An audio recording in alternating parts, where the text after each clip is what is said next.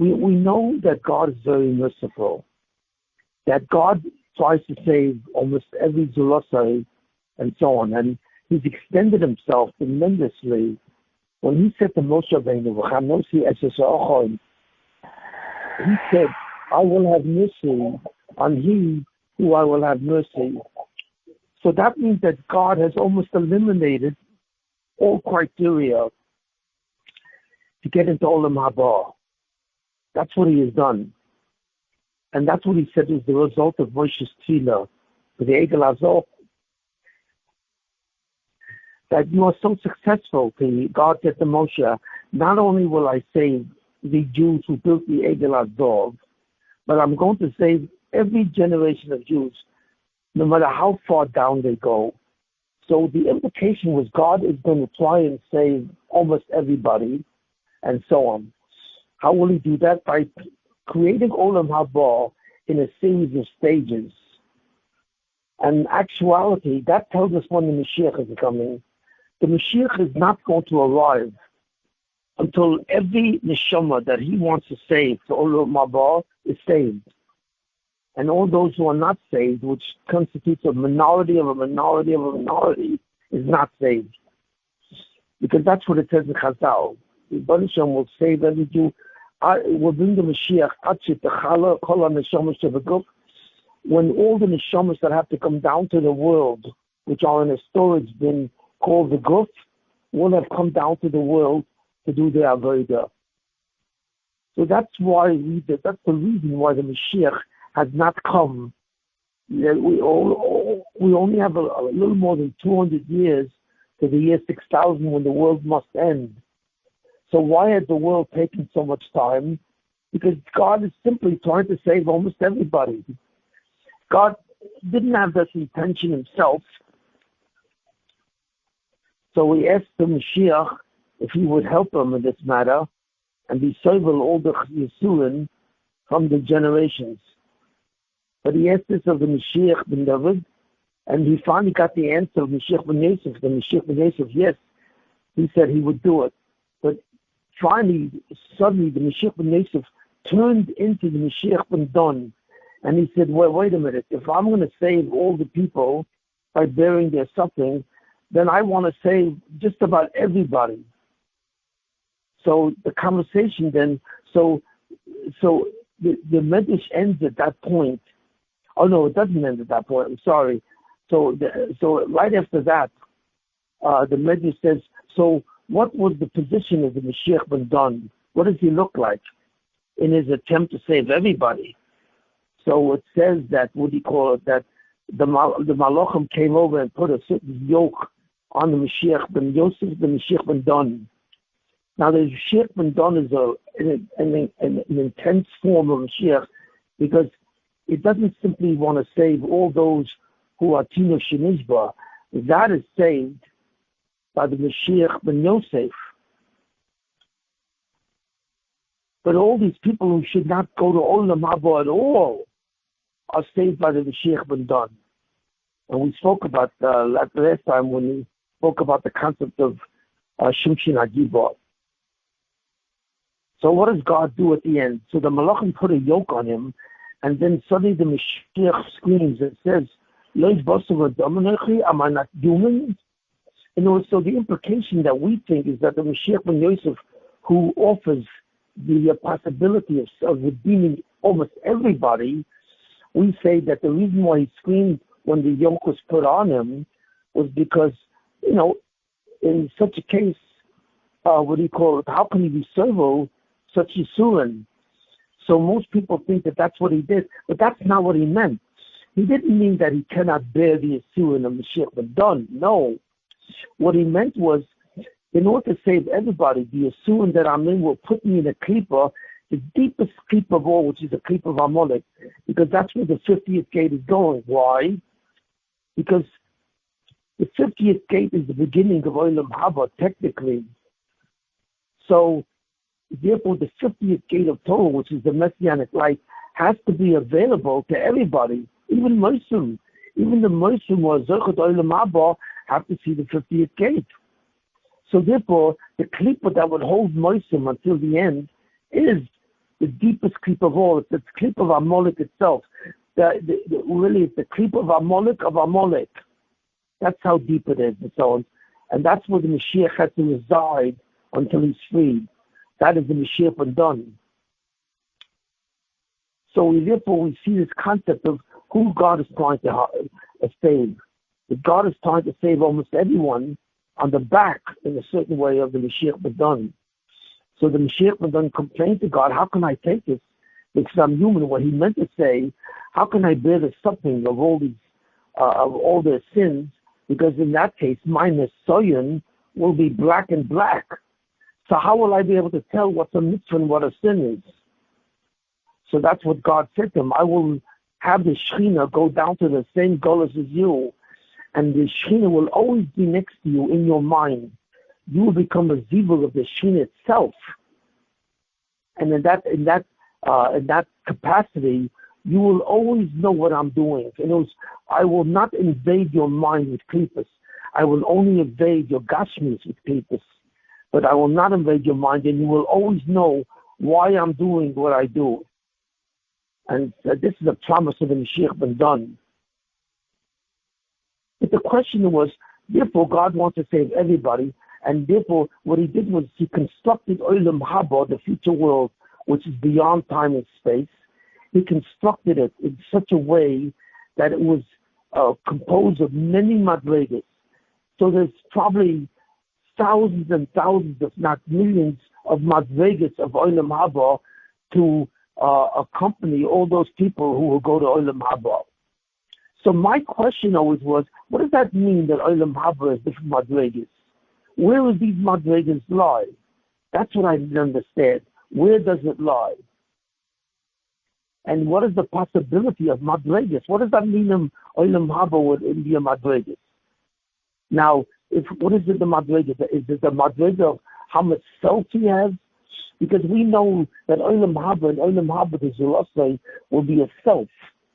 And that self will be activated by self-awareness, which is existence itself. So in other words, that's what existence is. What is existence? Is when a self activates the concept of self-awareness, that tells him that he is. How does a person know that he's alive, that he's manifest? Because he has self-awareness. So do we think that the madrigas in Olam Haba will be different levels of self-awareness? Well, that's not possible. There's only one madriga of self-awareness, and that's what? Self-awareness. In other words, a self is self-aware, period. It's only one madriga. I mean, if you only have self-awareness, then you really don't participate in existence. So therefore, that cannot be the place where madrigas occur. So what does it mean that they're different madrigas? And I never was able to answer that question, truly. But now I think I have an answer, and I in a certain way revised on what I call self-awareness. So that's what I want to present today. What exactly is Olam Haba about? I really want to know, what is Olam Haba? Okay, so now I know what it is operationally. Olam Haba has no time, because time is necessary to change, and God requires the Zulasa to change. And Olam Haba has no space, because God wants to create the Yetzer Hara, where we all think we are individuated from each other and not part of each other. And God creates substance, so we all have limits on our being through our substance. Okay, so Olam Haba lacks all three of these: time, space, and substance. So what is Olam Haba? What is the Ben Olam Haba? A Ben Olam Haba is a self. And what's his main simcha? That he has self-awareness, and therefore he exists as a package deal from himself. But is this Olam Haba? Is this really Olam Haba? Because there cannot be madrigas to self-awareness, in a certain way. Because if Olam Haba is the essence where you know that you exist, there's only one madriga to that. So what exactly is going on? So therefore, what I've developed is a new concept of this, much deeper than the old concept. What is this new concept? I hope you understand my question. So what is Olam Haba? So the truth is, the definition of Olam Haba is the universe or the position of where God abides. Now what does that mean? The Olam Haba is really refers to the existence of Atzmusai. It does, and so on. It refers to the existence of Atzmusai. That is Olam Haba. And therefore, we are to enter in the future into a place which somewhat is similar to that. When it says that the God created us with Tselem Elokim, that He created us in His image, what it really means is not that we created in His image, but we will exist in a place. If I may call Olam Haba a place, it's not a place, it's a condition of the Zolosai. But if I can call it that, God said to us, I have made you in my image, means you will exist in a similar way that I exist. That's right. That's what the literature means. And I am the only one who exists in that way. So that's the existence of God in Atzmusai. And God created a malbush for Himself, where in a certain sense God says to the Zolosai, and you will also exist in a way similar but not equal, of course, because you're not equal to me, but you will be a mirror image of me. And therefore, you will exist in a certain way which is somewhat similar to me.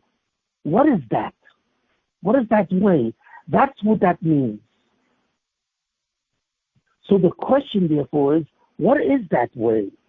What is, as I call it, the domain of God Himself?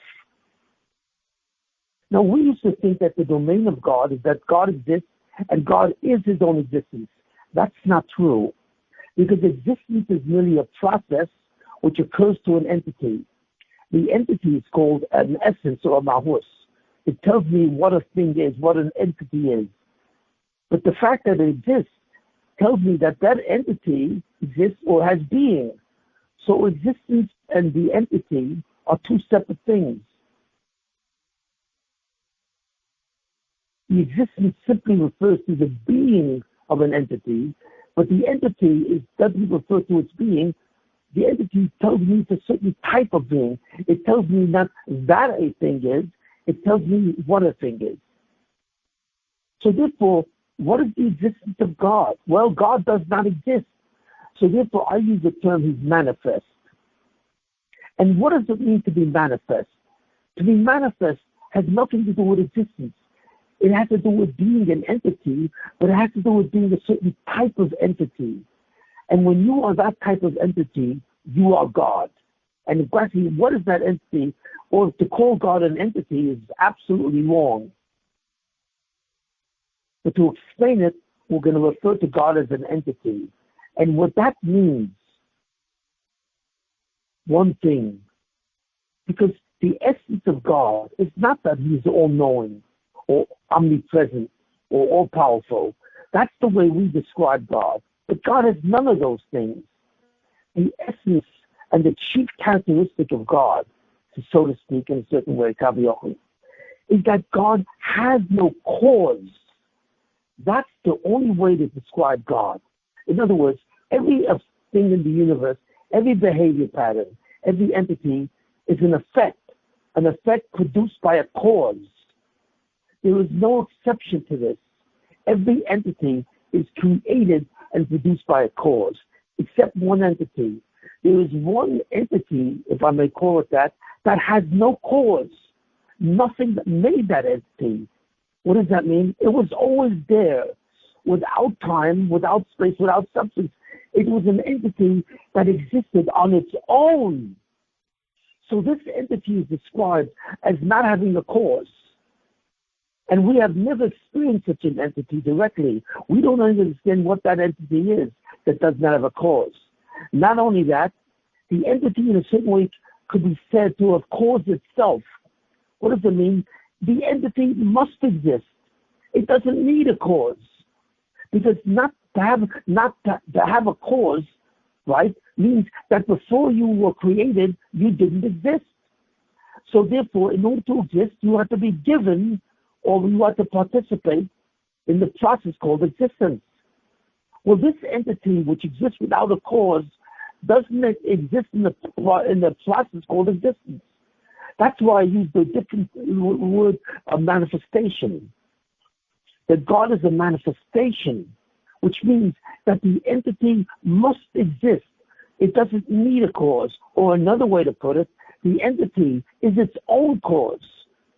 Because this entity has no cause that brought it in. It existed. Why? Because of what it is. Now, what is that entity? That's Atzmusoi. Atzmusoi is different from everything else. Atzmusoi has no cause. It must exist. Now, we want to understand, what does that mean that it must exist? So I'm going to explain this in a minute. But Atzmusoi is not synonymous or identical to his existence. It's synonymous or identical with his manifestation.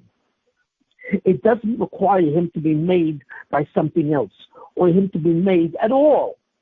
It must be manifest. In other words, God, Atzmusoi, must be a self. Why? Because a self has self-awareness. And a self knows that it manifests through what? Through its self-awareness.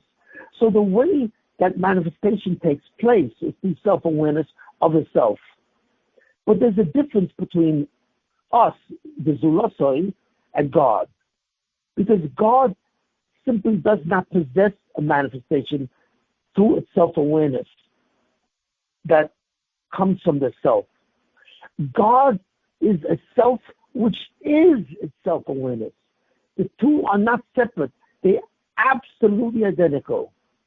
In other words, you cannot distinguish in God his self from his self-awareness, the activity of the self. They are the one and the same. Now, we can have no comprehension of what that means. That's why it's impossible to understand. God is beyond anything. He is his self-awareness. He is nothing more than self-awareness itself. Okay, in that universe where the entity is his being, is his process of self-awareness itself, that's what Olam Haba is. Olam Haba is a certain property. In other words, it's a place, you can say, or position, where you exist because who you are, not because of something you participate in. That's called Olam Haba. That's where we live, the Zulosoi. We live in a world where we participate in our existence. God does not live in such a world. God is not positioned in such a world. He lives in a world where he is the process of manifestation itself. But that world is called Olam Haba. So what God did, he derived. God did not cause the Zulosoi in a certain sense. He derived it. In other words, there are two processes of creation. One when you create something from nothing. Well, that has a cause because it's coming from nothing. Its pre-state is a state of nothing, and its post-state is a state of being. That's called creation. It's called Yesh Me'ayin.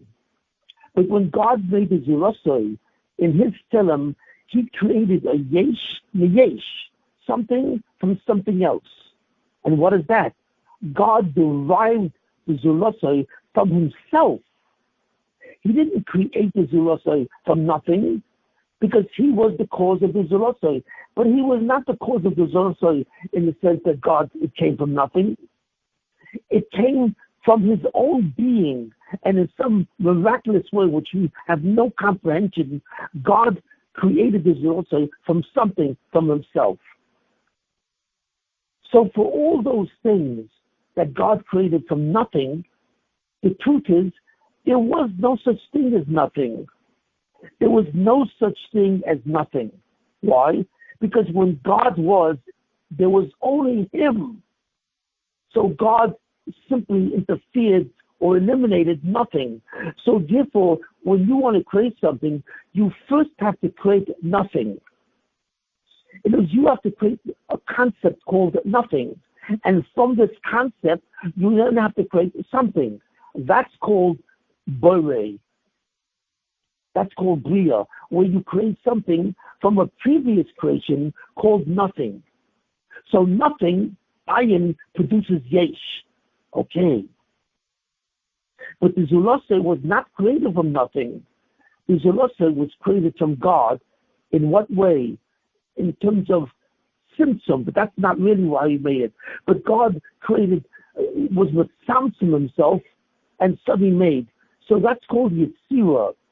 Yetzirah is to form something from something else. To create something from nothing is called Bria. That's why the Olam of Bria is after the Olam of Tibet. So therefore, now that we know where we come from, we were derived from God in that way, and we live also in some place called Olam Haba. What does that mean? We can go to Olam Haba, and that's called eternity or Nitzchias. What exactly is Olam Haba? The residents of Olam Haba, so to speak, are called subjects. God is the ultimate subject because God doesn't reside in Olam Haba. God is Olam Haba. But God put us in a domain which is Him. So we are the closest thing that God ever made to Himself. Well, what exactly is that? God is Olam Haba. Okay, I cannot understand that. But what does that mean that I'm in the way, that I'm a subject? And this is what I want to understand. What exactly is a subject? Anything that was created from a tree state called nothing is called an object. Everything in the universe is an object. There's only one thing that is not an object. It is a subject. And what is that? It is consciousness. Consciousness of self is a subject because God made consciousness from Himself by deriving it. But I want to have a deeper understanding of what consciousness is. You see, I want to have a deeper understanding of what consciousness is. So that's what I'm going to explain now.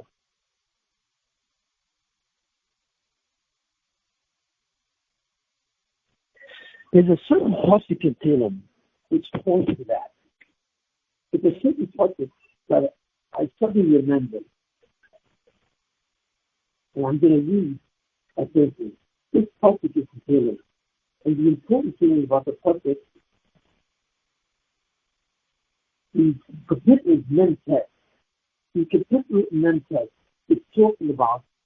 Shimon, you're coming through very unclear. Shimon. You're coming through very unclear. I just wanted for recording purposes. People won't be able to hear. I just, by accident, I put the phone down in a different place. The phone, now you can hear me clearly. Yeah, much better. Okay.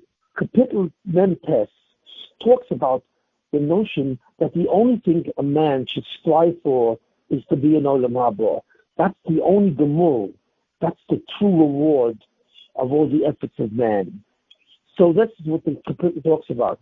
It talks about how really empty Olam Haba is, that Russia thinks that his wealth and his power will be permanent. But when you die, you have nothing goes with you. Absolutely nothing. In other words, a person who's a billionaire and Olam Haba becomes a totally bereft man of any wealth or power.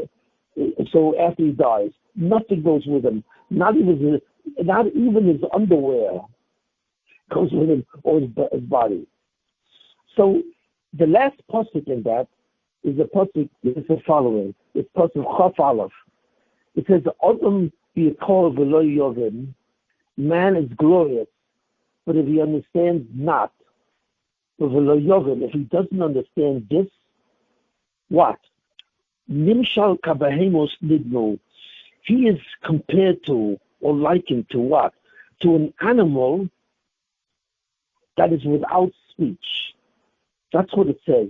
That the essence of a person is like really, if he doesn't understand the concept where he has to go to Olam Haba and leave Olam Haba, and he thinks that he has benefit from Olam Haba, He is nothing more than an animal who is silent. Or what does it mean, silent? What does that mean? Who nidmu means without speech, who is silent. What does that word mean? So when the Pasuk in Tehillim compares, tells you what an animal is. What's the essence of an animal? Every animal that exists, including insects, or I don't know about bacteria, but at least insects and so on and so forth. What does it mean that they are silent? And that a man who's a Russia is compared to an animal in that property. So what I want to say is this. What does it mean, silence? It means that they can't do anything. That's right. Silent means you can't even speak. So if you can't speak, you can't say anything. You can't machadish anything. You can't think. You have no thoughts. What do you have? You only have instructions.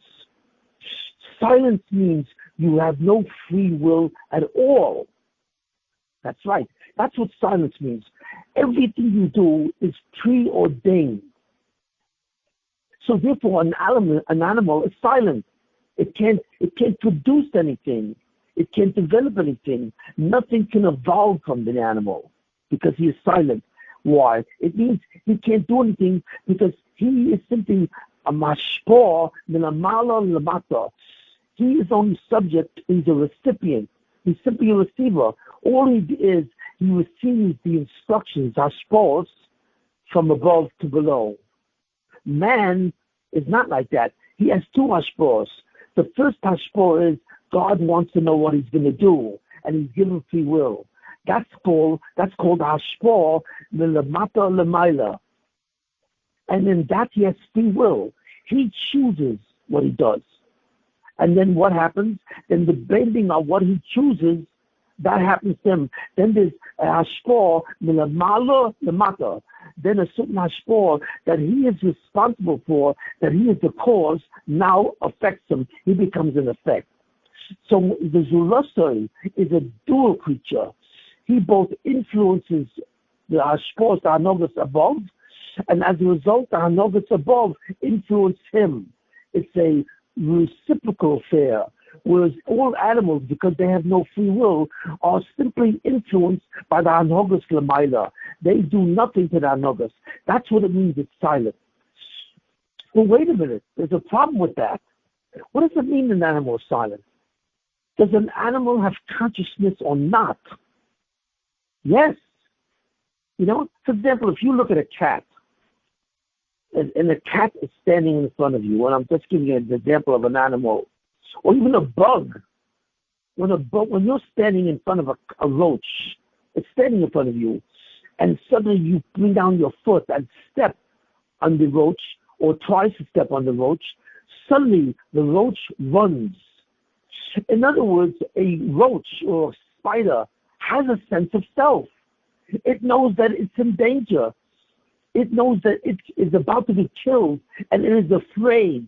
What does it feel like for a cockroach or for a spider? I don't know. But it obviously has something which is akin to fear, because it suddenly runs away. It doesn't want to be destroyed. It has a concept of its imminent destruction, and it runs. And a cat has a much better sense of consciousness. When a cat sees that it's in danger, it runs. So therefore, a cat has a sense of self. It does. Now, what is a sense of self? A sense of self is an entity which produces self-awareness. So what occurs in the self-awareness of a cat is its knowledge of itself and that it's about to be destroyed. So therefore, a cat has a certain form of consciousness. It's conscious of itself. It's aware of itself. It's so aware of itself when it senses its imminent destruction. Now, when a person is standing in front of another person with a knife, he's also afraid that the other person will attack him with a knife. So he has a sense of self too. So therefore, we see both a cat and a human being both have a sense of self, because they want to protect their sense of self when they're threatened, and they run away. So what does that mean? What does that mean that the Pasuk in Tehillim, compares a human being to an animal? But it says only a human being who has no concept of Olam Haba, no concept of Nitzchias, is different than a cat. Well, why does the cat have the same sense? What does that mean? So therefore we see a very powerful idea that consciousness is not only a human quality. That's a mistake. A human is composed of a self which activates self-awareness, but so does a cat. It also occupies. So what's the difference between the consciousness of a cat and the consciousness of a human being? And not only that, what the Pasuk in Tehillim is saying is that a human being has two types of consciousness. Yes, because the Tehillim is saying that only a person who only thinks of Olam Haba, only a person who only listens to his Yetzer Hara and does not listen to his Yetzer Tov, is not conscious of his neshama or his spiritual aspect, and only lives through his body. That person is like a cat, because that's what it says. It says that. It says Nimshal, he's compared to what? Kabahemus Nidmu. He is compared to an animal which is silent, which means that in a certain way, a Russia who only listens to his guf is compared to an animal. And the Zulasai, or an Adam, is compared to someone much higher. But I question that. In what way is it higher? They are both conscious of the self, and they both have to sense of self-awareness. So the answer to this question is very deep. And I'm going to try and answer this now. Because what is a human being? A human being is more than just a self, which is self-aware. An animal has the same property. A cat has the same property. So what's the difference between the self and self-awareness of a person and the sense of self and self-awareness of an animal? Both are coming from the sensory organs, the eyes, the ears, the nose, the tongue, the fingers. All of these five senses detect the presence of something else. So they have all self-awareness. And finally, it detects the presence of itself. But there's a difference between the concept. If a cat closes his eyes, and I can't prove this, but I believe this, if a human being closes his eyes, what does he become aware of? He becomes aware of something called a me. He senses me. He doesn't sense anything from the outside, let's say. He's devoid of sensation, but he's still not devoid of the sensation of himself. Whereas if a cat closes his eyes, what happens? I don't know what a cat sees. I think that when a cat closes his eyes, and on a certain level, right, he becomes devoid of consciousness. His consciousness stops. There's nothing else. It's only when he opens his eyes and suddenly is connected to reality does the cat suddenly know himself. He knows himself as an agent who is able to detect reality, but only through his sensory organs. So only when a cat is looking out with his eyes open does he sense the me. But when he closes his eyes and there's no more reality, assuming, he doesn't sense anything. He suddenly goes to sleep, and there's nothing else. Whereas when a human closes his eyes, he still has full recognition of the me. And that me is so powerful, it's so independent of his sensory organs that me actually what? It does more than that. He is not only sensing me, but he senses the me which is not simply aware, but it actually chooses what its awareness will be. That's the difference.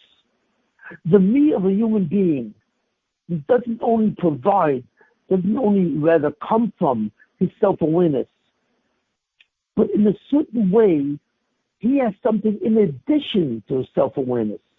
That's right.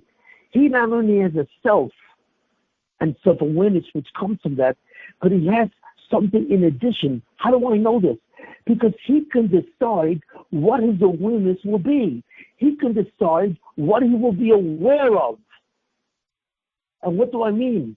He can decide if that which is outside of him, which is God, because he knows, he senses God. When he senses the me, he also senses God, in contrast to the me.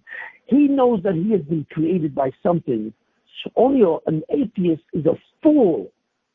That even though he senses the me, he thinks that the me was created by his body. It was not. Consciousness is not created by a body. But that me of the Zulosoi is beyond self-awareness. Because that me allows the self-awareness, which direction the self-awareness will go. He will either see God as his creator and as the foundation of all reality, so he will suddenly begin to realize that God is simply not an outside being. God is his foundation, and that's the development of Yirei Shamayim. If he thinks about it and he realizes who God is in relationship to himself, he will understand God as his foundation. And that is incredible. Now, why is God his foundation? Because he chooses to see that. Instead of seeing God as a you, as a being outside of him, his intellect will tell him God is not outside of you. If God created you, he must be inside of you. He is your inner being. God is an inner being of yourself itself. God, in other words, is a component of your sense of self. It is the foundation of your sense of self. So therefore, the me that a person sees not only is aware of himself, that's a behemoth me. An animal like a cat, simply when his eyes are open, he knows that he is, and therefore he becomes afraid. But when his eyes are closed and there's nothing in touch with reality, he ceases to know himself. He ceases to be a sense of self. But a human being does not cease to be a sense of self. Because a human being not only knows that he is, but he can determine what he is. You hear this? What he is. He can determine what that awareness consists of. What does the awareness tell him? He can choose between an awareness that tells him that God is an outside force, or he can choose between an awareness that tells him that God is an inside force. And he actually makes that choice, which means that there's something about a human being, there's something about a Zulosoi that's beyond the awareness. That's how we know. And what is that? That's the soul, or that's the spiritual component. That's the sense of me which is outside of the awareness. So I'm saying a chiddush, a very big chiddush. The self generates self-awareness, and it tells you that you exist. But this requires, in a certain sense, the sensory organs to be complicit in that awareness. But when the sensory organs tell you exist, but in some way your awareness does not proceed, connect with your intellect. You have to have an intellect, and that's why it says, where does the intellect come from? The ability to see comes from the guf. But the ability to think, to know truth, comes from your neshama. That's why the Ramchal says thinking comes from your neshama. It does not come from your guf. Thinking is manifest through consciousness, yes. Because when you have a thought, you suddenly have a thought in your mind. So a thought is a piece of your mind without an image and so on. But that thought is not created by your mind truly. It's created by your intellect. But the essence of the foundation of your intellect exists in your soul. And that's what the Ramchal says, that machshava, that your thoughts and your impulses, your thoughts of what to do, the spiritual thoughts where you are aware of who God is, comes from your neshama, not from your guf. So therefore I'm saying a very big chiddush. A sense of self simply produces an active awareness. And that's also true of an animal, like a cat. But it does not enable the cat to choose what will be its awareness. In order to have that, you have to have something beyond a self. So the question is, what is that? So what I call that the word itself. That's called an itself or himself, which is beyond the sense of self, which activates awareness. What does that mean?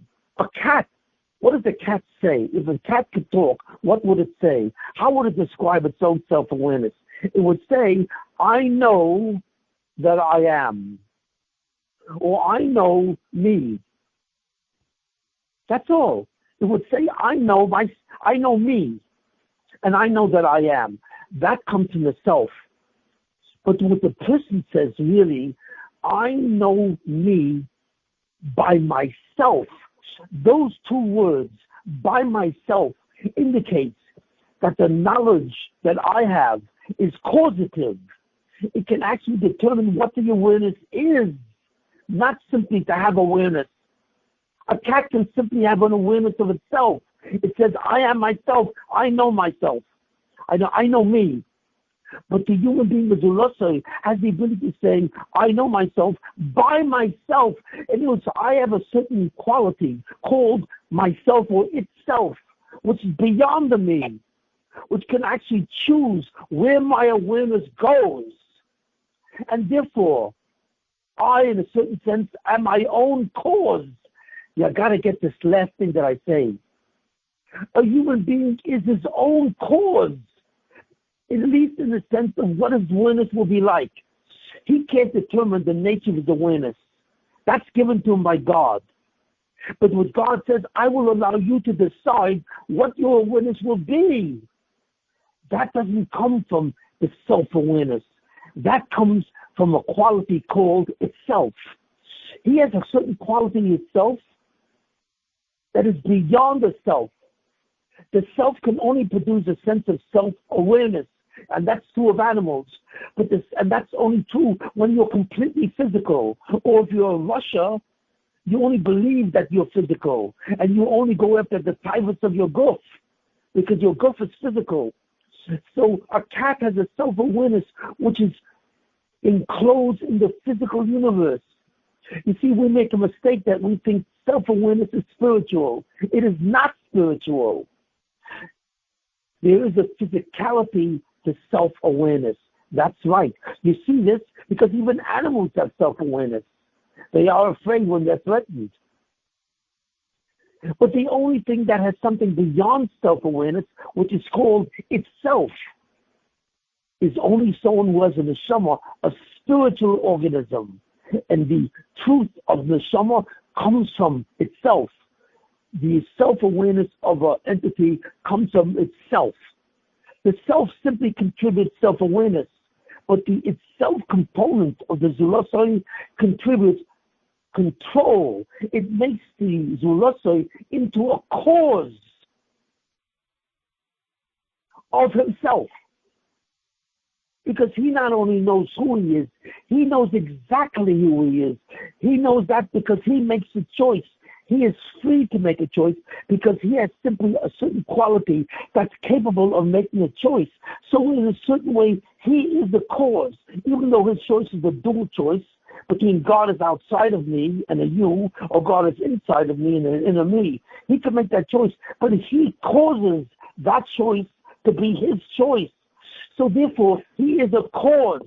An animal is simply an effect. Even though he is consciousness and a sense of self-awareness, that is simply an effect. He is not a cause. He can't determine the nature of that self-awareness. He has no free will. This is very important. Now, what is the itself? What is that thing which is really spiritual? I don't know. All I know, it is so far outside of physicality that it is no longer the physical universe. It comes from the neshama. The neshama is a lens that provides this thing called itself, or it's in that the neshama is able to detect something called itself. And God speaks to the itself. So he's talking to the Zulosoi. He's talking to the Zulosoi from the Tilim. He is saying that if you give in to your Yitzhahara, if you give in to Olam Haba, so you are simply nimshal to behemoth nidmu. You are likened to an animal who is silent. In other words, you are using your free will to mimic the existence of an animal. That's the deep interpretation of what this Kapitel is saying, 49. It's the last pasuk in Kapitel, chapter 49 of Tehillim. So you can look that up. You can read that whole Kapitel, because it's all about Olam Haba and Olam Haba. So we see an amazing thing. We see that the Zulosoi not only has self-awareness, but he's a determinant of what that self-awareness will be. Which choice he will make between the dual choice of God being outside of him and a you, or God being inside of him and being his foundational enemy. You see, now I want to ask the final question. Why did God give man free will? Why? I mean, why can't a man be like an animal, except that he can see the spiritual universe? Why did God give man? We see that in order to be free, you have to have an itself. You have to be able to say, I know myself, by a quality which exists in me, which is completely outside of that awareness, so that it can choose which awareness I will absorb. Why did God want this? And this is the most powerful question of all. And so the answer to this question is staggering. It puts you on a whole new level of what the endless is. So in a certain way, the answer is very simple. But it's the deepest thing that I've ever figured out. You know why God did that?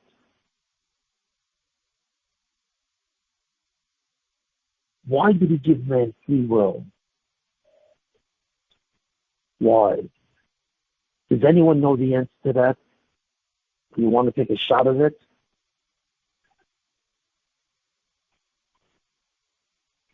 In other words, why couldn't, because it says, what's Nam L'Ksufa? Man has a certain sense of disempowerment or shame. That's what Nam L'Ksufa is, the bread of shame. The Gemara in Yerushalmi calls it the bread of shame. So we can't get rid of that. But the question then is this: if it's shame that induces a person to think that a man is more powerful than himself, so God, who gave man the ability to feel shame when he's given something for nothing? God. So why did God have to give him shame in such an event, so that now God has to tell man, the Zulosoi, to get rid of the shame? It doesn't make sense. This is the game. God first makes man ashamed if he gets something for nothing. Okay, that's called Nam L'Ksufa. But now God tells man, I want you to earn Olam Haba. I want you to get rid of the shame. And when you get rid of the shame, that's called bilis. That's called bilis. Okay, and that's what God wants. So therefore, God puts us down into Olam Haba and says, I'm going to give you mitzvahs which will require you to choose. I'm going to allow you to free choice. Why? Because only that will take away the shame. But really, that simply produces the question: why does God give a person free will to take away the shame? Well, why does God give shame in the first place? So that we have to go and take it away. It doesn't make sense. Is this a game? Is God playing with us? So what's going on? And from the Ramchal, you cannot see this. The Ramchal says it's the nature of man that he is shamed when he gets something that he hasn't earned. But who did this? God. So God created the problem. God clever creates the solution. But it doesn't make sense. And if we don't do what he says, God punishes us. You want to know how God punishes us? That if you don't do what's right, well, God will bring a mabul and destroy you. Or he'll put you in a Holocaust. It is God who created the Holocaust. So 6 million Jews were gassed and they were burnt to death in ovens. And that's because why? Because they did not get rid of their shame entirely. Does that make sense? Is this a game? So that the penalty for the game is death, is complete death? It's such a death that you don't even have the chance to be buried. You will be burnt. This makes no sense. This is a total act of cruelty. But we know it's not, because God is a dayan ha'emes. God always knows what he's doing. And the one thing that God insists is that you trust him and you believe that what he's doing is for the best. Because when the Mashiach comes, you know what? God will have a time on mankind. And you know what God will say? You thought that I'm cruel because I did the Holocaust. But that's not why. I did the Holocaust because you deserved it. What does that mean? Because you have no idea who you are. You are a selim of me. You are an image of me, and you are so powerful. You are so great. You are slightly less than me than said Tehillim. So therefore, when you sin, it's not simply a negative act. It's not the wrong choice. It's a destructive choice. Because when you sin, my yichud pressure has to annihilate you. Because my emes has to annihilate you. You understand this? And why? Because you are so powerful. And when the Mashiach comes, we will understand how we are powerful. So what's going on here? Does anyone know what's going on here? What is God doing? What is Nam Miksufa? What is this sense of shame? Why do I have to do something to get rid of something which God gave me? Could anyone answer me this question? And I don't mind if you don't know the answer. You don't have to be embarrassed. That's how you become self-caused. Why does God need me to be self-caused? He can simply give me the Olam Haba. What? But he made the shame. You don't know. But he made the shame. Isn't the shame because you're not godly? This is a game. This is a game that he made. He made the shame and then told me to get rid of it. So now that I get rid of it, I've earned Olam Haba. Big deal. Could I try to answer?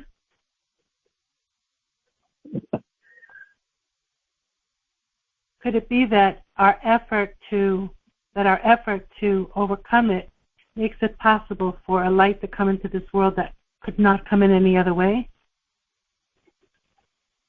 How or why? That does not answer it. Well, I want to know why God. I want to know why God did this, and there doesn't seem to be an answer. Well, because he wants a place to live in this world, and if he were to shine this light, there would be no differentiation. So he requires us to... But you would be aware of the simcha. A cat is aware. If you ever look at the face of a cat and you feed it, you see the joy on its face.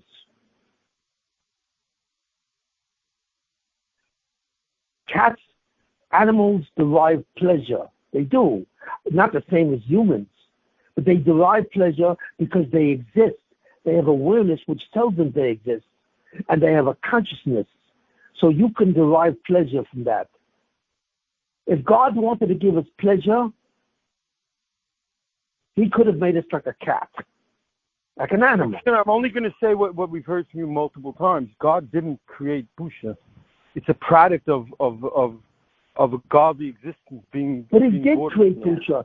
Even they created a form of disempowerment. This is all from God. That's what you said until now. This is what you said until now. That it's not a creation. Okay. It's a weakness, Shimon. It's a weakness from not being the proper self-potential, which is the Chasrei Ma'atma Lakim. No, so this was all created by God, that we have to be the bias of my own pleasure. Why? This is a concept created by God. No, so what we said recently is it's not about that. It's about you're outside of the yichud. You can't survive. It's not about. You're right. There's a duality here. It's not even. No. Why can't he survive? Okay, let's. Yeah, you have a chiddush on this. I'm just saying what we've had until now. Okay, Mazel tov that you're blaming me for your inability to answer this. I'm sorry. Okay, I accept that. But the truth is, you know why I didn't answer you? Because I didn't understand it myself. There's a certain point where you don't know what he's doing. But now I'm going to tell you what he's doing. And the fact that you don't know what he's doing, not only you, the record, nobody ever answered this question. You don't see an answer in the Ramchal. I mean, I don't know if they knew or if they didn't know, but they don't say anything. And that's why everyone has this question. Even the Gemara says it's to get rid of your shame. And that's what the Ramchal takes as definition in Nam Super. But no one understands it. And I'm telling you this, the reason why you don't understand it is not because you don't understand it, Jerusalem. You don't understand God. And this is what I mean. Okay? You know why God makes us work for a living? Why does God make us get what we call bilis, what the Ramchal calls bilis? Why is bilis so important? Why? Because this is based on what I said at the beginning. And you have to really understand this. It's not about God. God is not saying to you, you have to be a Baal to enjoy what you have. No, you don't have to be a Baal to enjoy what you have. Even if you're not a Baal, you will enjoy what you have. Bilis does not lead to pleasure. It doesn't. It says v'nene. It doesn't lead to pleasure. So the word nena does not mean pleasure. What's the Hebrew word for pleasure?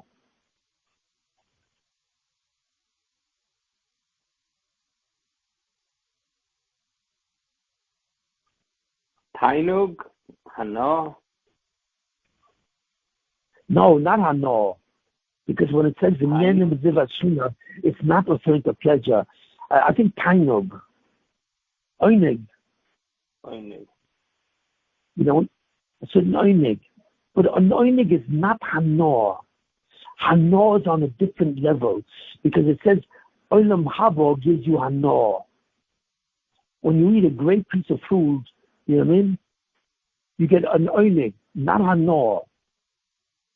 It's similar to hana, but hana is different. You know what it means? So this is what it means. It's not, you're doing mitzvahs, so your loving God does not give you what? It does not give you pleasure. But you know what it gives you? It gives you joy, simcha. Why? Because when you become a Baal, you are suddenly entitled to manifestation. You can only live in Olam Haba because don't forget, you see, what did I say before? Olam Haba is a place, God's domain. God lives in Olam Haba in a certain sense. Olam Haba is God. And in order to live in Olam Haba, you don't have a cause. So you see, you have to understand, the only thing that can exist really is a being that has no cause. Because he doesn't have to come on to something else. You have to understand what anoid means. Anoid means you don't have to come on to something else to exist or to be manifest. You don't. And only that kind of being is entitled or qualified to really be manifest. In other words, that's it. Ultimately, to be manifest, you have to not have a cause. If you have a manifestation because you are derived or you come from nothing, then you have to be created. That's it. Then you don't have existence as an original principle in your being. The only way that you truly exist is when you become synonymous with manifestation. You exist because you have to exist. And that's what Olam Haba is. You exist because you have to exist because you have no cause. And that's the existence of God. Why is it that there's a God? Where does God come from? Who made him to be what he is? Nobody can answer that question, but I can answer that question. He is what he is because he has no cause. He is not made by anyone. Now, only God has no cause because he is manifestation itself. That's why he has no cause. But God is saying to us, there's only one way that you can be like me and live in my world, so to speak. You can live in a world where something doesn't have to have a cause. And that's when you are your own cause. You get that? So when I say to you, you have to do it, it has to come from you. That is somewhat similar to the fact that I have no cause. That's the most similar state to me. I have no cause. You cannot reach that state because you will never be your own self-awareness. But I will give you a certain quality called itself. From that quality, you will be able to choose and you will be able to be the actual cause of your awareness. Why? Because you will belong in my universe. Why? Because you are attached to me. But the only thing that can survive in my universe is if you have no cause. And the only way you can have a cause is if you do the choice. If I don't put you in Olam Haba, when I put you in Olam Haba and you don't derive it yourself, you cannot. That's the concept of yichud mitzvosai. That's the concept of yichud pressure. If you don't have a cause, or nothing can have a cause. Only one being can be its own cause, and that's God. But if you're not similar to me, you cannot occupy the realm of Olam Haba, which is where I'm in position. It's a world that comes from me directly. And the only way you can get into that is not to have a cause like me. But you can't have that. But the only thing you can do is if you become your own cause, by giving you free will, then you have a possibility of attaching yourself to me. And then you have Olam Haba. You see, this is the very definition of Olam Haba itself. Olam Haba is not simply a place where you have tainug. Olam Haba is a place where in order to be there, you have to qualify. And the only qualification of Olam Haba, which is my domain, is to be similar to me. Now, you can't be similar to me in the sense that what? That you have no cause, because you are derived from me. But you can be similar to me that you are your own cause. So that's enough similar to me. And the fact that you attach yourself to me, you can only attach to me if you absorb my truth. And my truth is that I have no cause. And nothing can exist outside of me. And if you accept that emes, you become part of me. Then I become part of you and I'm your inner cause. So in that case, you can exist forever without time, space, or substance. So in other words, free will is what qualifies you to be with me forever. It's the key thing. You see, I used to think that self-awareness is what gives you your existence. No, it's not self-awareness. It's a certain quality called itself. I know me by myself. There's something which is me and which gives me the Yitzhahara that I'm outside of God. Okay. So God says, but since you are the itself, you can really determine what your awareness will be. And that, in a certain sense, will make you a cause. Your own cause. If you make your own cause by yourself, besides the fact that you will attach to me in total emes, and you will be able to live forever like I exist without time and space. So that's what I'm saying. The only qualification for manifestation is to create yourself by yourself. And that's what free will is. God had to give you the quality to create yourself by yourself. Why? Because suddenly you become your own cause, which is the closest thing to be like God, where he doesn't have a cause. But when you create yourself, to some extent you become your own cause, and then you can attach yourself to God, who truly occupies Olam Haba, or actually doesn't occupy Olam Haba, but Olam Haba is the closest type of existence, which is the tselem of his existence. You see, Olam Haba, you see, the world makes a tremendous mistake.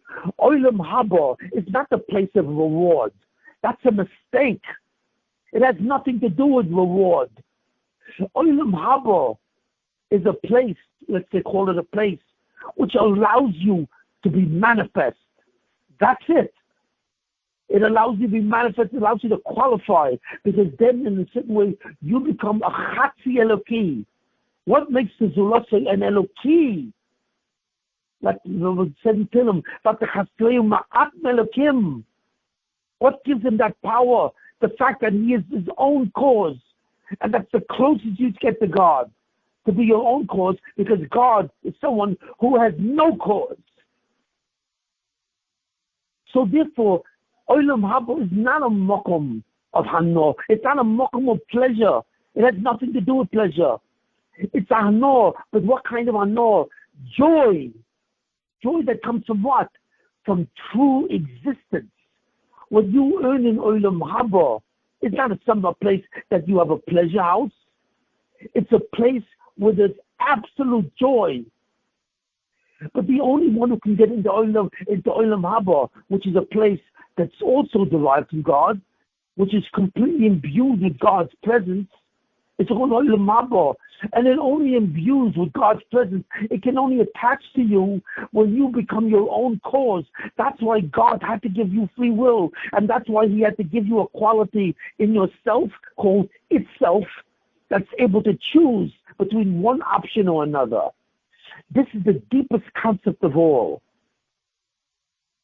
So you have to stop thinking like Chazal say in Turkey of us, that you shouldn't think that you want to get Olam Haba to get pleasure. That's what it says.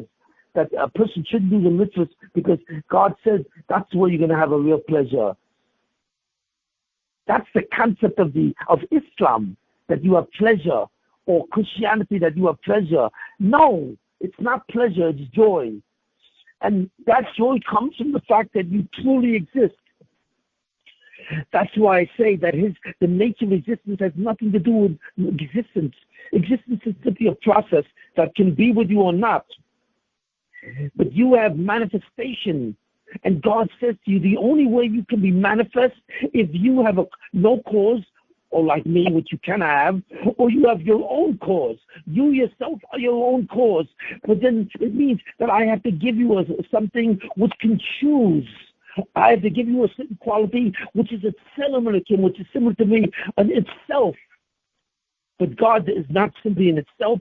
God is manifestation. But you can obtain manifestation and remove the disempowerment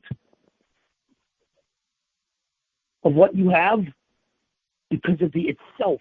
Because the itself gives you the ability to choose what your awareness will be like. So therefore you are tzelem. So this is what it is about. This is what it's about. It's not to remove shame. If you learn it that way, you are making a tremendous mistake. From what the Ramchal says, the Ramchal says it's true. But it's not true enough. The Ramchal leaves you with a statement which still has a very powerful question. And either Ramchal knew this and didn't want to say this, or I don't know, I have an explanation. Nobody says this at all. The mitzvahs are the way you qualify to be in Olam Haba. How? Because you become your own cause. Not because you're doing mitzvahs. Because you become the cause of the decision of your awareness to believe that God is an inner you. That's what Olam Haba is. Therefore, you exist and reside in his domain, not in your domain or the domain of a cat. A cat can only live in a place which is conscious and has pleasure, yes, but that's not what God wants to give you. God wants you to have the ability not to exist and not to be pleasureful, but to be manifest and to feel joy because you suddenly truly exist in the maximum possible way. So therefore you are a tzelem Elokim. Otherwise, you're not. If you have a consciousness like a cat, you are not manifest, you simply exist. And that, I believe, is the deepest level in which you can live to understand, because now we understand what God is doing. God has to make you similar to Him so that you can manifest similar to Him. That's why you're a subject, like God is. God is a subject because He also has in itself, but He is in itself. It's the same thing. We cannot comprehend what that is. And He has to give you the derivatives itself so that you can become your own cause, and then you can join Him in His universe, so to speak, Kavayoko.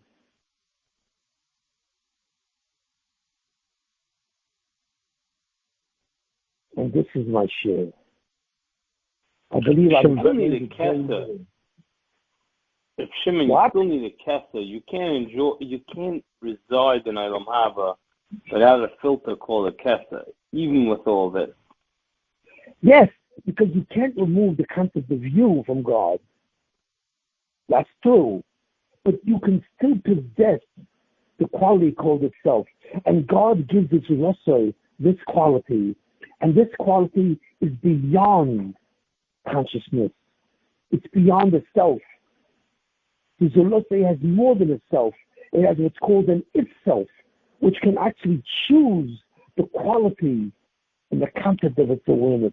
And that's what's required to suddenly exist in a manner which is similar to God. If not, then it's similar to an animal. And that's the choice.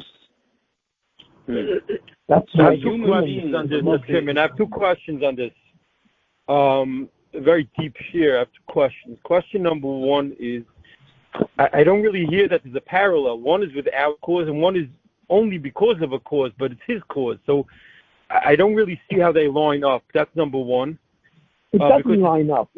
You don't understand. You can't line up. You cannot exist. You cannot be manifest the way God is manifest. Right. You cannot. So don't even ask that question.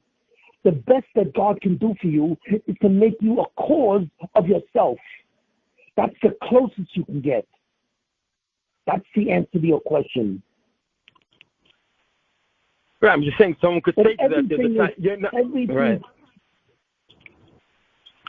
Everything in the world is not a cause of anything.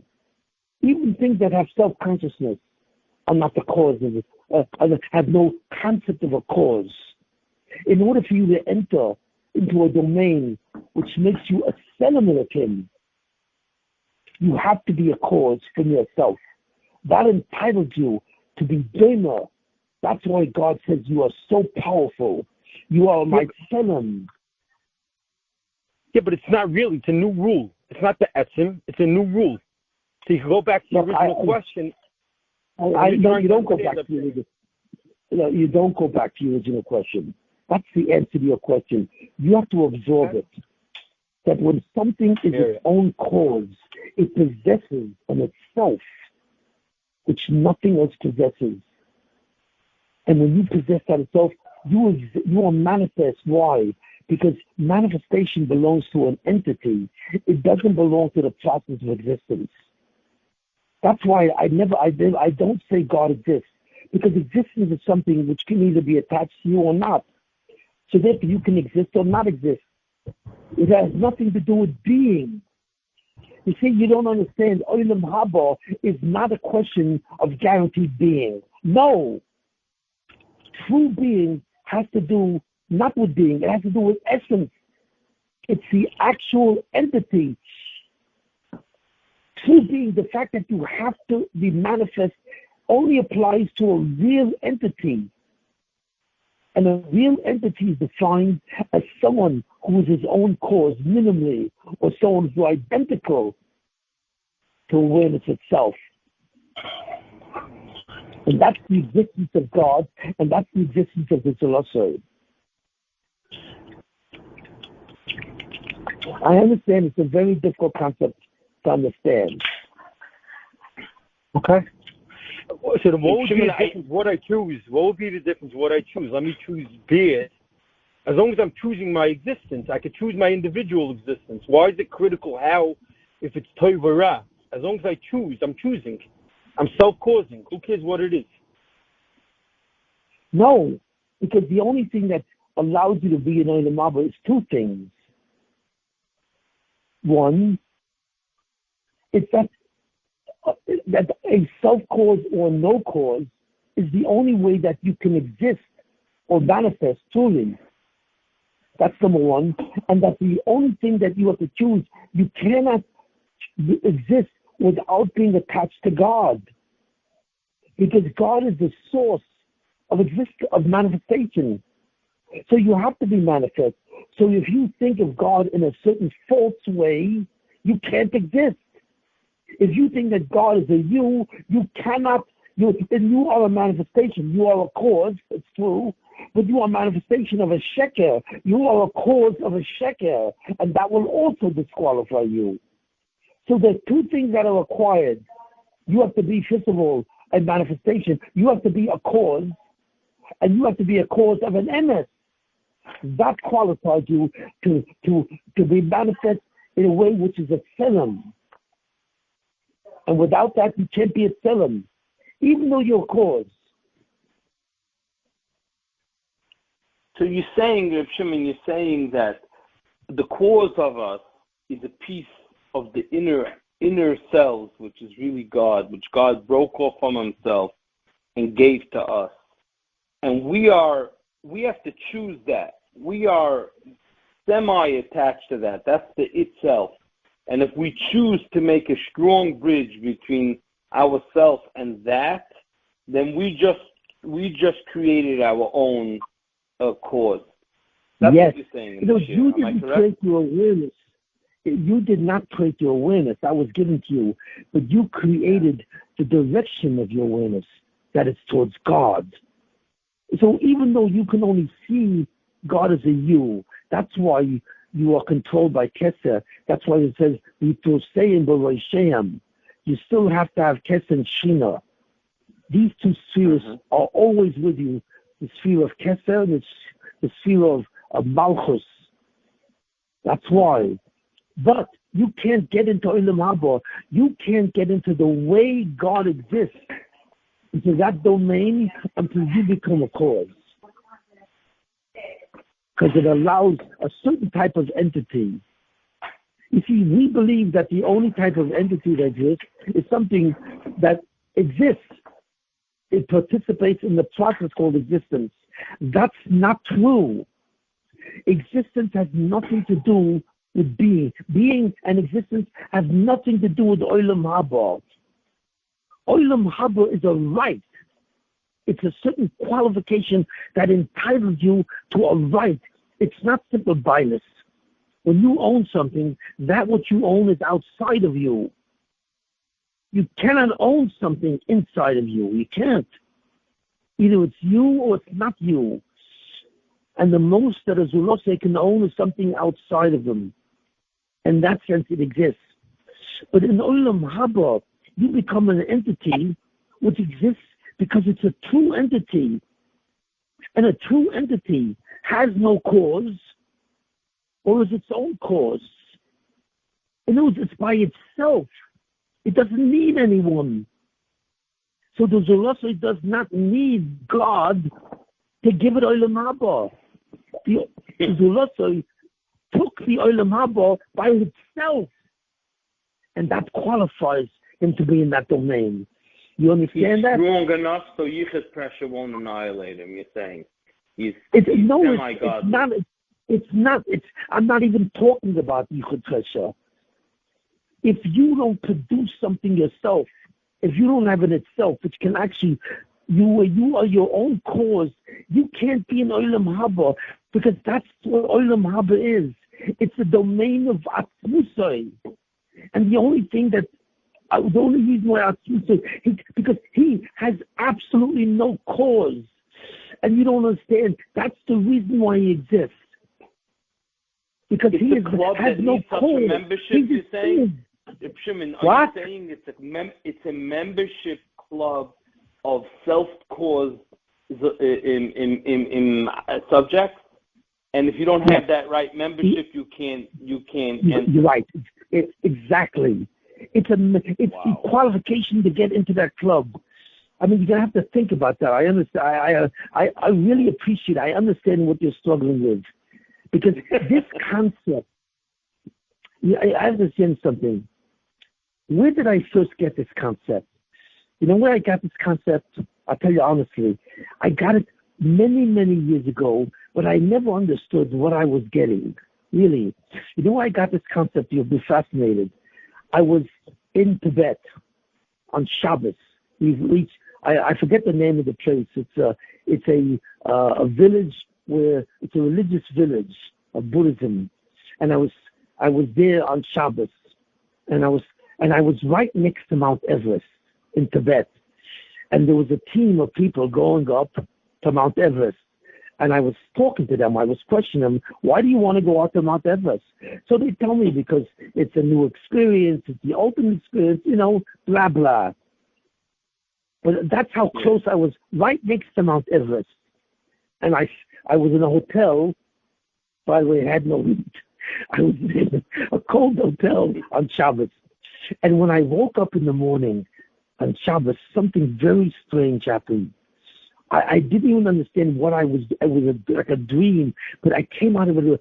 I said, between existence and essence, which is the more critical aspect that has to do with being? So everyone would say existence.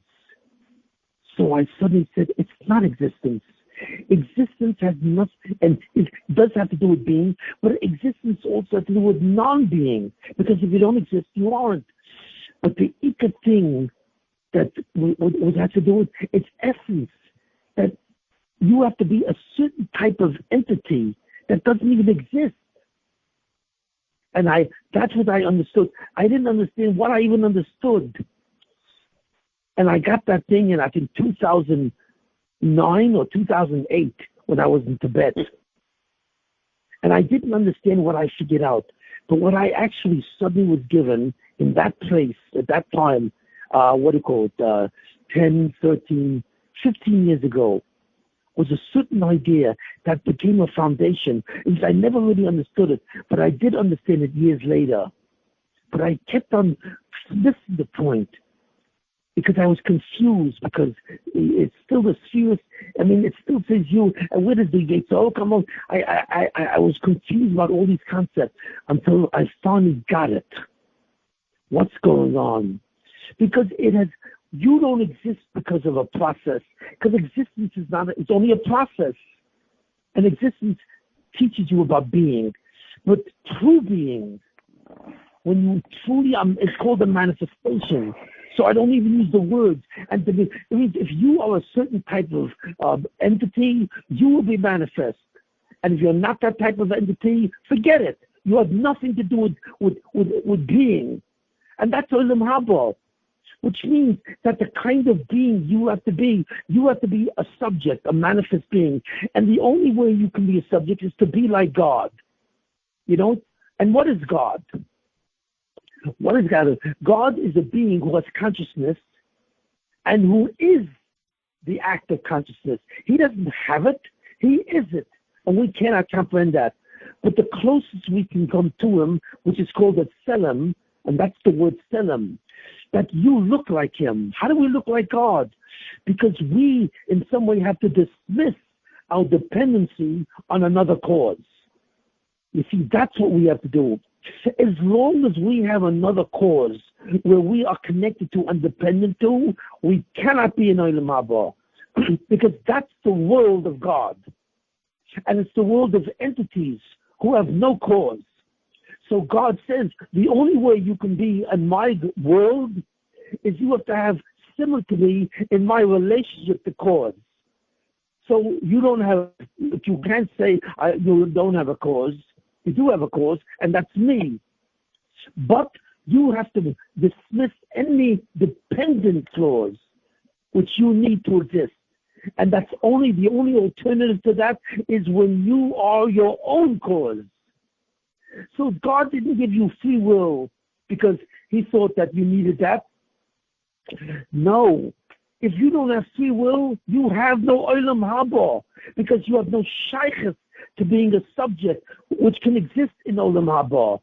You see, you don't understand. Olam Haba has nothing to do with pleasure. It has nothing to, nothing.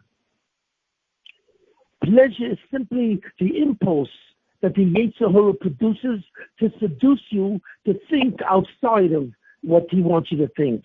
That's the Yetzer Hara, pleasure.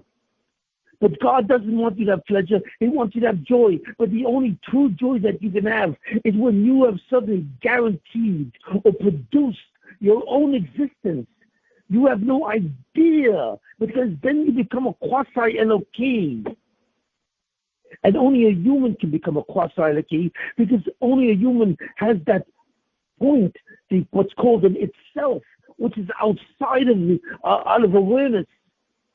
Whatever your self is, it's beyond awareness, but it's not beyond cause. So therefore, if you maintain a self-awareness, where you are your own cause, which means that you have free will, bingo. If you choose correctly, which is what?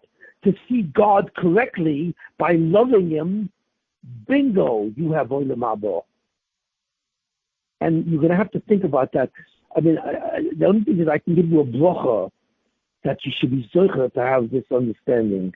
And when you have this understanding, you will be shocked. You will understand the true meaning of what I'm saying. This is not simple. Amen. God has to grant you this. I'm serious here. I'm not saying this out of arrogance. But this is the one thing which I always thought that you guys don't understand. Nobody, so that's why whenever I talked about God and so on, I had a feeling that you really don't know what I'm talking about. But I think now I've explained it in a way which is much better than I've ever explained it. So you will have to listen to me over and over and over again. And the Baruch Hashem has to give you the hashpah where you understand. Shimon, in the middle of this year, you mentioned that the haskalah, the seichel, the intellect, that the neshama is mashpia to the person, comes from that connection, the godly connection that a person has as its core. Yeah, but the intellect really means, you see, the intellect, well, I have to modify that. That's what the Ramchal says, that the das, chokhmah, comes from the neshama.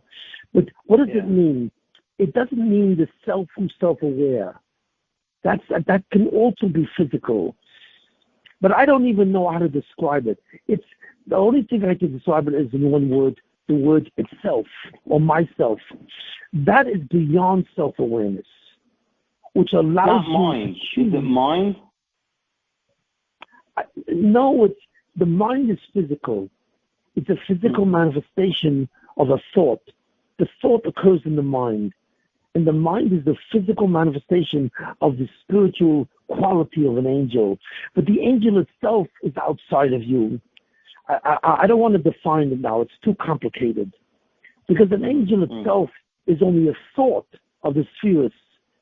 And it's the go-between between your itself and God. It's not too complicated.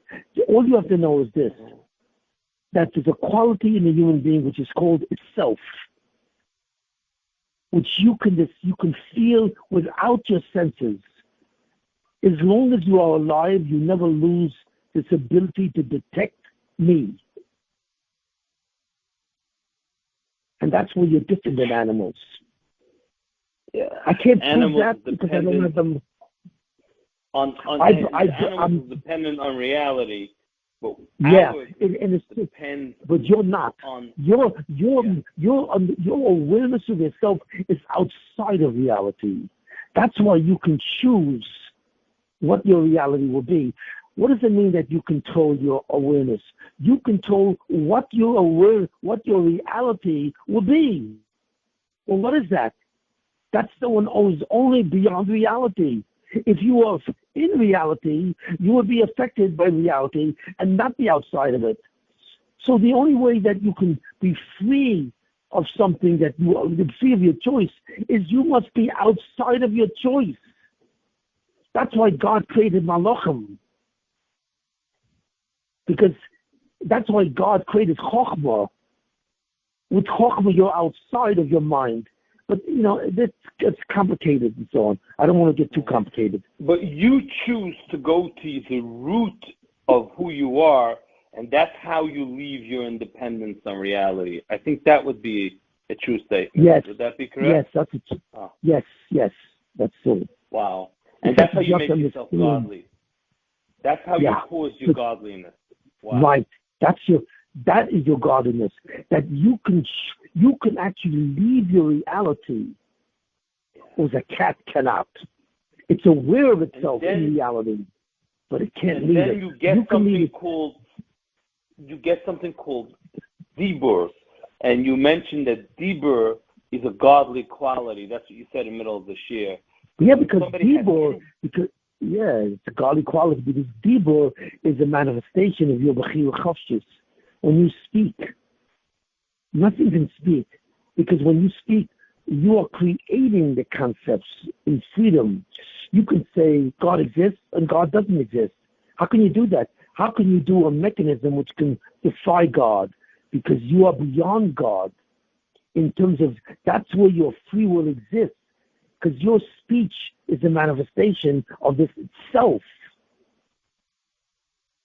Yeah. You see, the quality that's attributed to God is not really doing and never eating, but Amir, right. He always talks and he creates. So you're saying the godliness of a Ben Olam Haba is when he gets the true power of speech. Yeah. Only an entity, only an essence can go to Olam Haba. And in Olam Haba, you do not exist. You are manifest. There's something that belongs to you that's almost outside of God, like a tzelem. Even though you're not outside God, but you actually look like God. You do. In the sense that you have something which is beyond reality. Everything is in reality. And the human, the Zulasa, is the only thing that has the quality that is beyond reality, and there's a quality which gives him the image of God. He's a tzelem. He is not God. Because to be God, you have to be the principle who's looking in the mirror. So there are three madregas. There's the madrega of someone who looks in the mirror and sees nothing. A person who looks in the mirror and sees nothing, you know what I mean, is an object. And then the second level is that there's a person who looks in the mirror and sees an image of himself. That's a Teguzulosoi. And then there's finally, I'm making a mistake. The person who has no mirror, that's God. There's nothing exists outside of him. Not another person, not even an image. God has no outside, even in the form of an image. But the person who looks in the mirror and sees an image is the Zulosoi. And then finally, there's the image itself, where the person is in the image. He is the image. That's the Yitzhara. And that's Zohar. But to understand what Zohar is, you first have to understand what I said today. And then we have to redefine the concept of Zohar. Oh, wow. That changes also. But I can't give you the concept of Zohar, because you first have to begin to understand the way God exists and the world that he exists. It's the world of essences. It's the world of entities. So I have come 360 degrees from what this idea, when it first popped into my head in 2007. In 2007. That's when it first, but I didn't even understand it, but I knew that it was very deep. And it's taken me years to understand this concept, that there's no such thing as existence. If Shimon, that's only from being next to Mount Everest. Could you imagine how much ore you would have gotten if you would have gone on top of the mountain? Yeah, but I can't climb up. I'm kidding. You know why I can't? I want to tell you why. Because you can't even go and walk on Mount Everest. You're going to say, well, okay, don't climb it. Just walk a little bit on Mount Everest. You know what the first thing you see when you walk on Mount Everest? You know the first area you suddenly meet? A chasm, 100 feet deep. And you know how you get across the chasm? It's a glacier, and there's a hole in the glacier that's about 100 feet wide. And it's a chasm. It goes straight down through the glacier to the mountain. You die right away. In order to do that, what they did was they constructed a bridge on it. What is the bridge made of? It's made of ladders tied together. And there's ropes on the sides that are your banisters. So you have to walk over a bridge which goes over the chasm, and it's simply composed of ladders. That itself is terrifying. That's at the beginning of the trip. How long is that walk? I don't know how. It's a chasm. It goes. The glacier has a chasm that's maybe several hundred feet down that hits the mountain. And you have to breach that chasm. And how do you breach it? Because the bridge is 2 or 3 ladders that are tied together. So you have to walk over the steps of the ladder. And you have to hold on to the 2 ropes on the side that's your banister. Your vault. I would be so terrified. I can't even start to walk on Everest. Also, the air on the mountain is very hard to breathe. What's that? Yeah, but you can breathe up there. But when you hit, Everest is 29,000 feet, and when you hit 26,000 feet, from 26,000 feet and over, you are in what they call the death zone, because you can't live in that zone. You can't live in the atmosphere above 26,000 feet, because the oxygen supply is too little for your body.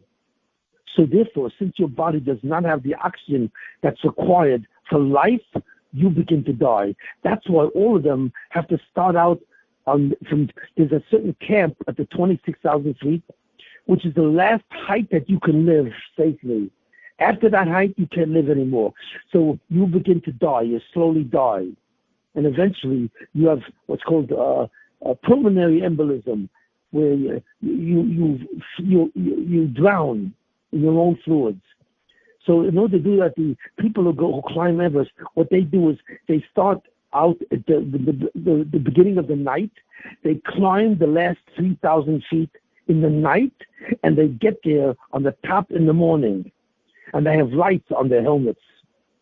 Why? Because you have to get back. Because you cannot survive up there more than 24 to 48 hours.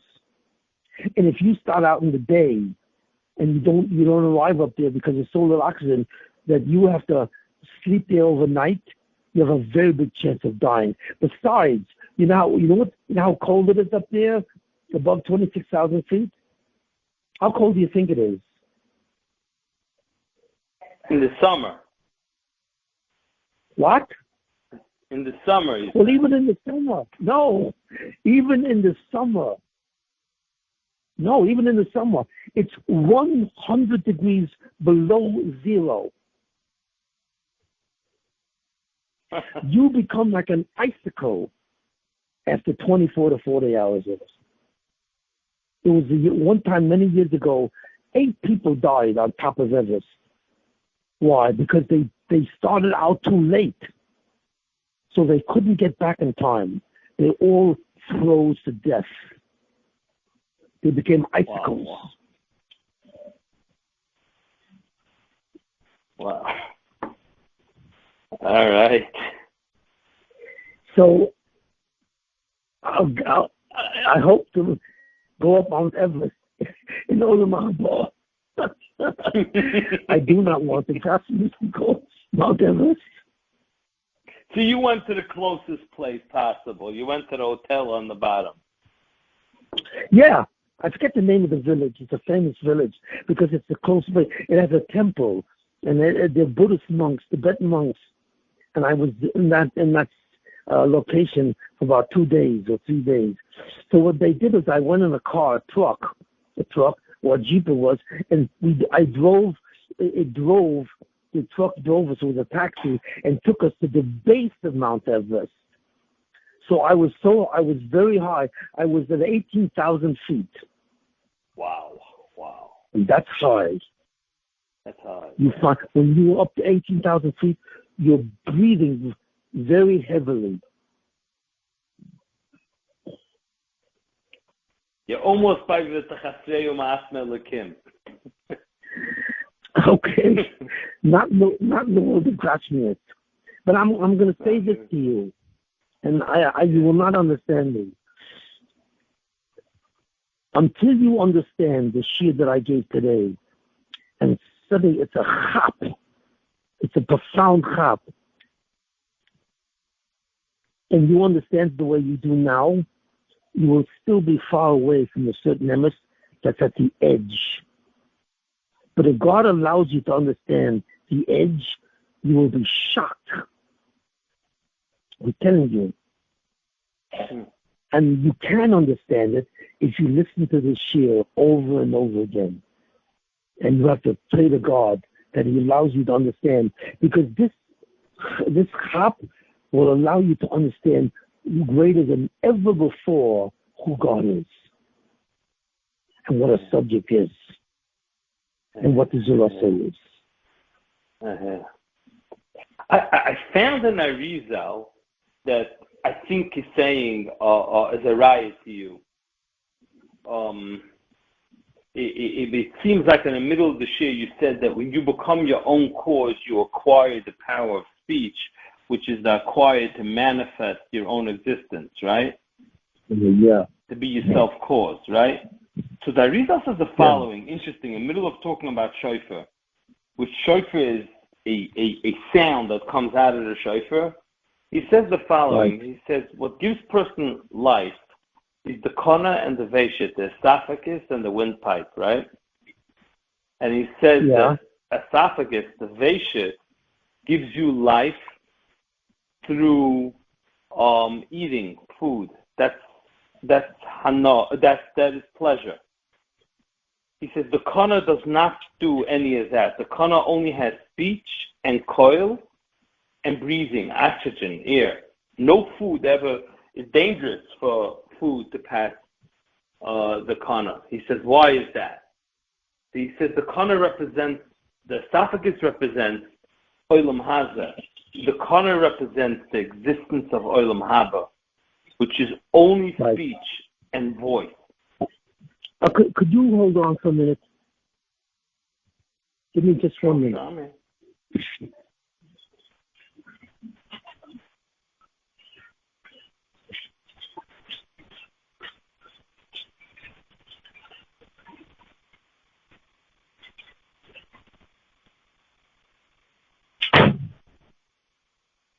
Shlomi, are you on?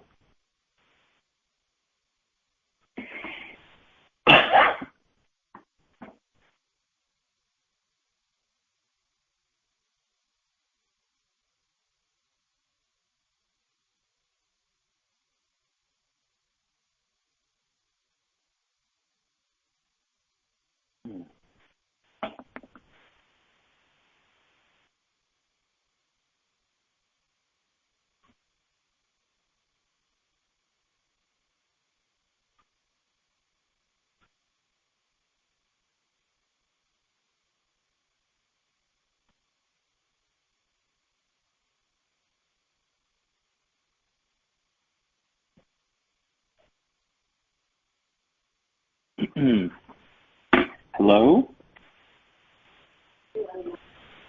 Yeah.